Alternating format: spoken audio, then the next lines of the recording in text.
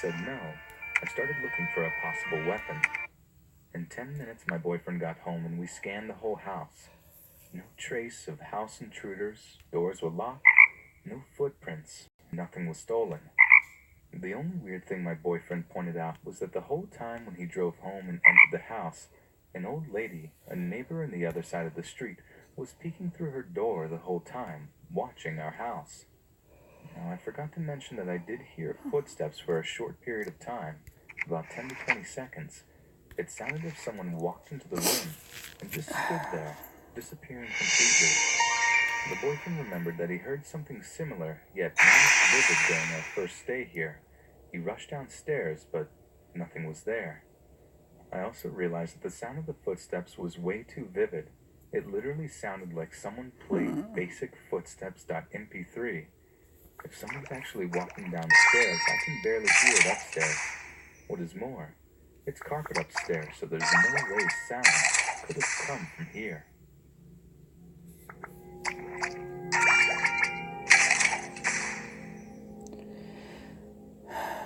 This happened about a year It's bubbles. ago. I'll preface Not this cheese, by saying honey. that Okay, I got am a it. pretty ardent skeptic when it comes to matters of the paranormal. I do always consider the possibility that there are things such as ghosts. It's pretty hard not to, considering where I grew up. But I hold the belief that 99% of paranormal experiences have a scientific explanation. I don't sleep very well. You keep and when I believing can't that, get to buddy, sleep, I because it's usually not go true. for a walk around my village. The village itself is old. Archaeological digs have found human habitation going back to Neolithic times, and the name of the village itself goes back to the 9th or 10th century, although it is far older. My family have lived here for many generations, and I adore it with every fiber of my being. I feel a connection to this place. At night, the village is quiet, save for the distant sound of cars on the main road and the odd owl or bat. Being extremely familiar with the back lanes and bridleways around the village, I have absolutely no problem walking in the dark and still being able to find my way around. Even having been brought up with the stories of ghosts, shadow walkers, elves, and bar guests, I don't ever really feel scared of the dark countryside. Of course, They gotta I give was you a the stupid fucking little shittiest kid letters, because don't that they? carefree attitude I had was about to change. I remember walking down one of the lanes which has fields at either side. There's also a 15th century dovecotes on my right and an equally old stable to my left. I heard all of a sudden one of the most terrifying screams that I have ever heard in my life. I remember it clear as day. It was female. That much was Let's clear. see. It didn't sound You like a are. scream of fear, more of anguish and grief. It came from the field to my left, and from what I can remember, it sounded far too close for comfort. I remember being stood rooted to the spot, covered in goosebumps. As I normally do when I get scared by something that I can't Was immediately worth a try. rationalize, I was frantically searching my brain for something that might explain it. Being from the village and having practically grown up outdoors, I know the wildlife like the back of What? my hand, Oh, and the sounds they make. to I went use. through Yeah, all that I that's. could think of. I got it. It couldn't be a muntjac. It couldn't be a Chinese water deer. No owl or bird I've ever seen could try make that that. sort of sound. Let me make this clear. The Well, scream that doesn't sounded make so it that much distinctly better, does human it? that it really caught me off guard. When I mustered the courage to steal a glance to my left, there was no one there. The scream was so close that it would be impossible to hide or run away before I would have seen them. I didn't stand there for long. Eventually, I managed to pluck up the courage to leg it back to my house and make myself a strong, sweet tea. Needless to say, I didn't get much sleep that night. It made it all the more terrifying, I think. When Mom saw the stories that my man told me, there was one that I remembered when I managed to convince myself to try and go to sleep when I got home. Apparently, for many generations, people of the What? village have seen or heard the ghost of Go a girl fucky yourself described then, to be in her bitch. 20s in the village at night. No one knows who she is or why she haunts the See? village. You but record plenty of something. people have supposedly seen her. I have all four Four stars. I have all 3 stars I took except the for that story one. too seriously, but Because I'm God, recording I it. regret not doing so that night.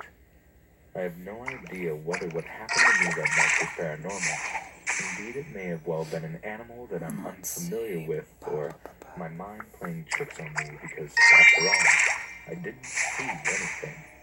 But the vividness and the distinct human nature of the scream genuinely frightened me. That sort of dread you get when you know there's something nearby, and there's absolutely nothing you can do to stop it. Whoops. Fuck. I was up in my cabin near Gold Bar, Washington, and I was hiking some trails I had found. I kept hearing talking, but it was really Okay. I distorted. didn't think that was Like a word, someone but I didn't thought I'd speak try. or even know what they were saying, but just kept spitting Let's out words. see. Normally, I wouldn't have thought anything about it, but I was dead center of my land, and I had a Whoops. few acres, so it was not another person, Nope. and I was alone. Oh, Do you guys have any thoughts of what it could be? Next time I go up, I'll document all the cool stuff up there, and see if I can catch any of this mysterious sound. Whoops. What? Oh, at least say you're recording this, dumbass. Interesting story from work yesterday. I work folding clothes at a department store. I was in the kids department where it is very quiet. You work alone and there's rarely customers, which is fine by me. I was folding clothes as usual and I did some sort of pivot to put a clothing item away. I saw a figure for a split second standing next to a clothing rack about 15 feet away, but then it disappeared very fast. Only saw it for like a quarter of a second. I knew instantly that it was a ghost. I had no doubts or questions about it. I'm fairly certain it was a petite female. I want to say she was Hispanic or Arabic, got motherly type vibes, was fairly young, wearing skinny jeans and some sort of sweater.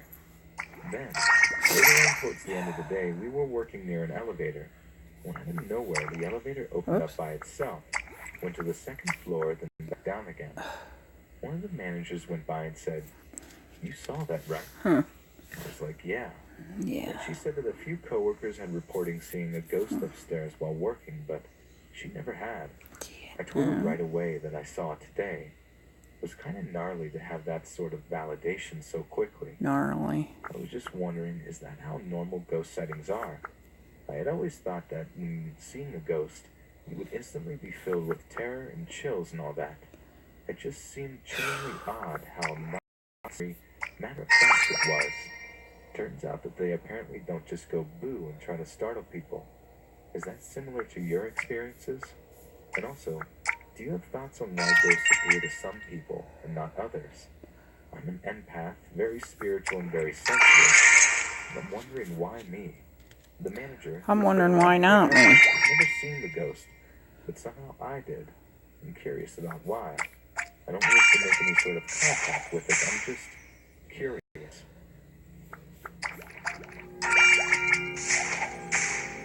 Not anymore. I'm a personal care attendant that works in an aged care facility. I've had a couple of strange experiences while working I would like to share. Both experiences occurred in a dementia ward facility, and both experiences, I believe, were the same resident who I believe is haunting the facility. The first experience I had was the only staff member watching the floor at the moment. There was one resident who was sitting at this single table in the dining area. I looked at her and she was just sitting there holding a magazine, just looking off into the distance. While I was watching her, I looked at the table, where I witnessed a vase that was on the table in front of her just moving by itself. It was slowly sliding away from her without her being close to touching it. A resident who had passed away the month beforehand would always sit at that table, and would always push and move the case. My second experience was very weird. I was assisting a resident in their bathroom with toileting. Most bathrooms in the dementia ward are connected between two bedrooms, and this bathroom was connected with the room of the resident who I had mentioned that passed away that would move around the vase on that table. While I was helping the resident pull their pants up, I suddenly felt really I don't know why that struck me I funny. just had images of that resident playing with my head. It was so bizarre, I don't know how to explain it. I have this theory that people with dementia tend to stay in spirit, assuming that ghosts are real. Because of their dementia, they don't know how to let go. What do you guys think?